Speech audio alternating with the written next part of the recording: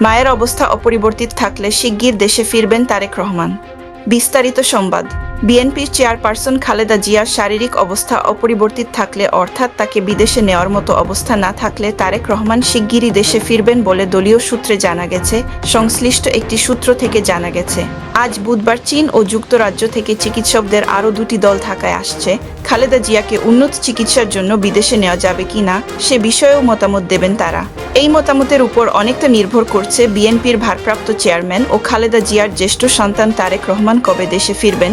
দলীয় একাধিক সূত্র থেকে জানা গেছে, খালেদা জিয়াকে উন্নত চিকিৎসার জন্য বিদেশে নেওয়ার পরিস্থিতি তৈরি হলে বিশেষজ্ঞ চিকিৎসকেরা সে মতামত দিলে সেটা অনুসরণ করা হবে। সেটা স্বল্প দূরত্বের মধ্যে হলে সিঙ্গাপুরকে অগ্রাধিকার দেওয়া হবে। সেক্ষেত্রে তারেক রহমান ওই দেশে যাবেন মায়ের পাশে থাকতে। আর যদি খালেদা জিয়াকে বিদেশে নেওয়ার পরিস্থিতি না থাকে, তারেক রহমান খুব দ্রুত দেশের উদ্দেশ্যে রওনা হবেন। গতকাল মঙ্গলবার বিএনপির মহাসচিব মির্জা ফখরুল ইসলাম আলমগীরও প্রায় একই রকম ইঙ্গিত দিয়েছেন। তিনি বলেছেন, বিএনপির চেয়ারপারসন খালেদা জিয়াকে বিদেশে নেওয়ার মতো শারীরিক অবস্থা পর্যবেক্ষণের পর তারেক রহমান দেশে ফেরার সিদ্ধান্ত নেবেন। আর খালেদা জিয়ার শারীরিক পরিস্থিতি অপরিবর্তিত থাকলে শিগগিরই দেশে ফিরবেন তারেক রহমান।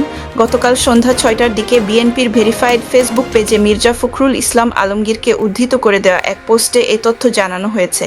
এর আগে গতকাল বিকেলে নয়াপল্টনের একটি কমিউনিটি সেন্টারে খালেদা জিয়ার সুস্থতা কামনা করে আয়োজিত একটি দোয়া মাহফিলেও মির্জা ফখরুল একই কথা বলেন।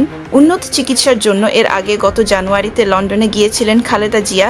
সেখানে প্রথমে হাসপাতালে এবং পরে ছেলে তারেক রহমানের বাসায় থেকে চিকিৎসা নিয়েছিলেন খালেদা জিয়া। প্রায় 4 মাস লন্ডনে অবস্থানের পর গত 6 মে তিনি দেশে ফেরেন। সর্বশেষ গত সোমবার রাতে বিএনপির স্থায়ী কমিটির সদস্য সালাহুদ্দিন আহমদ বলেছেন, দলের ভারপ্রাপ্ত চেয়ারম্যান তারেক রহমান শিগগিরই দেশে ফিরবেন।